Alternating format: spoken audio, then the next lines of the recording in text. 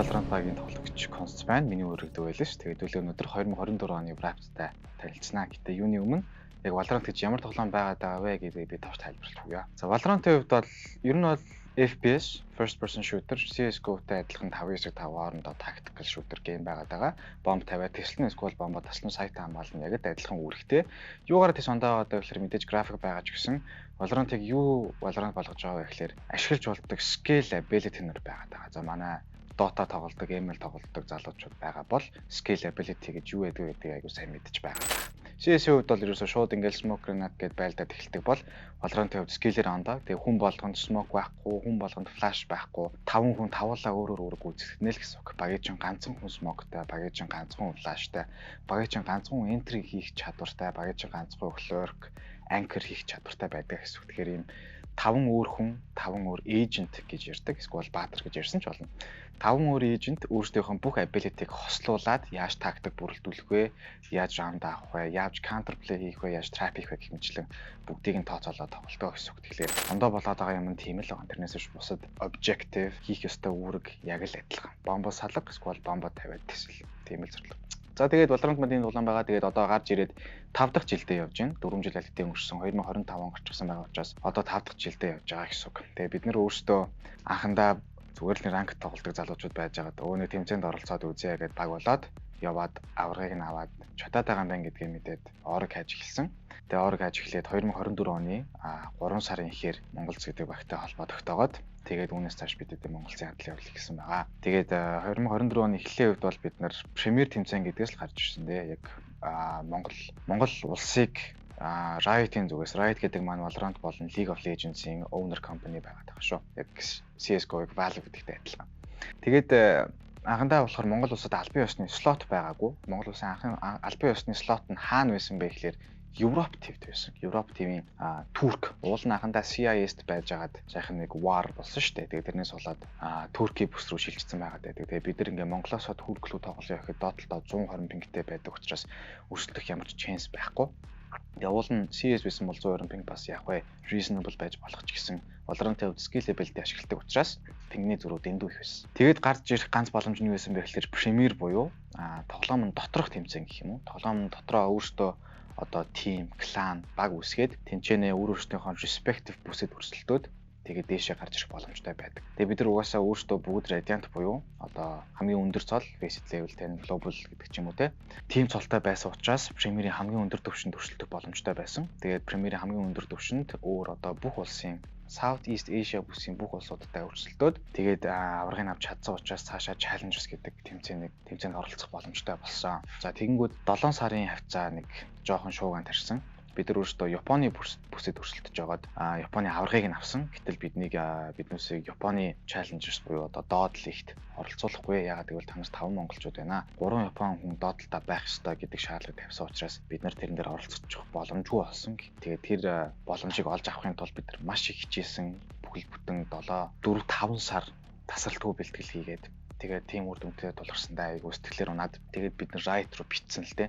Уул ингээ Premier гэдэг тэмцээнээс гарч ирж байгаа бол ямар улсын хүн байх нь хамаагүй гэдэг дүрмийг гаргаж ирсэн юм. Яагаад одоо ингэж байгаа юм бэ? Тэгээд яагаад ингээ Монгол улсын бус Турктэй байгаа юм бэ? Бид нар бол ингээ зүүн өмнөд Азад байрладаг улс штэ гэд reason хийгээд Twitter дээр хүртэл сэвээд хангалттай ингээд proof гаргаж ирсний эцэст Монгол улсыг албан ёсоор Southeast Asia бүсэд хариалуулсан. Тэрэндээ бид нар маш их баяртай байгаад байгаа. Тэгээ өмнө нь бол монгол залуучууд өрсөлдөх боломж байдаггүй байсан, маш тавчуу байсан, боломж хомос байсан. Тэгээ бид нар өөрсдөө тэрийг цойлж гарч ирээд Монгол улсын бүсийг Southeast Asia бүсэд оруулж ирсэнтэй бол маш баяртай байгаа. Тэгээ 7 сард бид нар тэгж явсны эцэст Southeast Asia бүсэд 10 сарын хавцаа өрсөлдөх боломжтой болсон. Тэгээ 10 сард хавцаа ер нь өрсөлдөөд тэгээд бас чамлашгүй амжилт гаргасан. Тэгээд тэр амжилтыг олохын тулд бид нар 2-3 премьер дамжсан байгаа. Нэг премьер нь ойролцоогоор 2 сар үргэлжилдэг. Тим их хичээл зүтгэлийг гаргаж ирж бид нар слот авчираад тэгээ одоо ингээ 2025 оноос Монгол залуучууд ингээд Southeast Asia бүстэй өрсөлдөх боломжтой болсон. Тэгээ одоо бид нар ч гэсэн манай Монголын Valorant баг маань одоо 1 сарын 12-наас Dota League-тэй тэмцээн уралдаанд оролцохоор бэлдээд байж байгаа. Тэгээ Valorant маань Dota League, Дунд League, Dead League тэгээ дэлхийн авраг гэж дөрөв хаагтдаг. Тэгээ Dota League-тэй хожих юм бол Дунд League, Дунд League-тэй хожих юм бол Dead League, Dead League-тэй топ 3 юм уу 4-р байрыг эзлэх юм бол дэлхийн авраг руу явдаг. Тэгээ бусад тоглоомнуудтай ялгаахгүй бүс гэж байгаа. Европ, Америк, Хятад, Аз, Пасифик ийм 4 бүс байгаа даа. Тэгээ бид нар бол Pacific-тай өрсөлдөнө. Азийн Challengers буюу доод лигтээ хожих юм бол Ascension буюу дунд лигтээ хожих юм бол Pacific League буюу дээд лигтээ 4-р байршлуул Masters Champions гэж явчихдаг гэсэн үг. Тэгээ Southeast Asia бүсэд яг ямар багууд одоо тэр дунд лигийн Ascension ямар багууд хэрэглэгддэг вэ гэхээр Солонгос, Япон, тэгээ бусад одоо Индонез, Малайз гэх мэтлэн тийм багууд хэрэглэгддэг байгаа. Одоо манай Монгол Valorant багийн 2025 оны зорилго юу байгаа гэхээр Valorant дээр CF-ийн sticker гэдэгтэй адилхан capsule гэдэг зүйл байдаг. За capsule маань юу вэ гэхээр тоглоом дотор байдаг бууны скинүүд байгаа. Тэгээ зөвхөн дээд лигт шалгарч чадсан багуудад sticker буюу capsule гэд бидний classic гэдэг нэртэй буун. Тэр нь бол CS-ээр global гэсэн үг. Яг classic гэсэн нэртэй буун дээр багийнх нь логог наагаад зөвхөн тэр багт зориулсан гар бууны скин гаргаж өгдөг. Тэгээд тэр скинийг өөр бүх тоглогчид худалдаж авч болно. Тэгээ ингээд маркет дээр гараад ирдэг гэсэн үг. Тэгээ бидний зорилго бол 2025 онд ядаж капсулаа гаргая да. Ер нь капсултай болъё да, стикертэй болъё да гэсэн тийм зорилготой байгаа даа. Тэгээ тэр стикер руугаа гаргахын тулд доод лиг, дунд лигтэй хожоод дээд лиг рүү шалгарч чадах юм бол Монголын капсул гарч ирнэ гэсэн үг. Тэгээ нэмээ 2024 онд бид нэр 1 сар 3 сар, 5 сард 3 удаа дараалж премьерт орсноос гурвууланд нь авраг авсан. Гэхдээ эхний нэг премьер нь контендер, дараачих нь invite division, дараачих нь ахаад контендер байсан. 3 премьерт оролцоод гурвуулан дээр нь авраг аваад тэгээд одоо ингээд бүсээ авчирсан байгаа юм. Тэгээд авчирсны эцэст бид нар 10 сард хүлээж бэлтгэлээ хийж Challengers Split 3 буюу 2024 оны хамгийн сүүлчийн доод лигийн тэмцээнд оролцоод Stage 2-ын топ багаар шалгарсан. Тэгээд яг тэгж шалгарсан учраас 2025 оны шинээр эхэлж байгаа Split 1-т өргөдчихсэн байгаа. Promotion scene дээр өргөдчихсэн байгаа. Тэгээ ер нь 2024-ийн дундуур B2 Premier тэгээ Split гэдэг тэмцээн байсан. Мэдээж бас зөндөө олон дотоодын тэмцээнүүд оролцсон Mesa гэх мэтчлэн тэгээд 1-р байрч эзэлсэн, 3-р байрч эзэлсэн, хожсон ч үжигсэн байсан.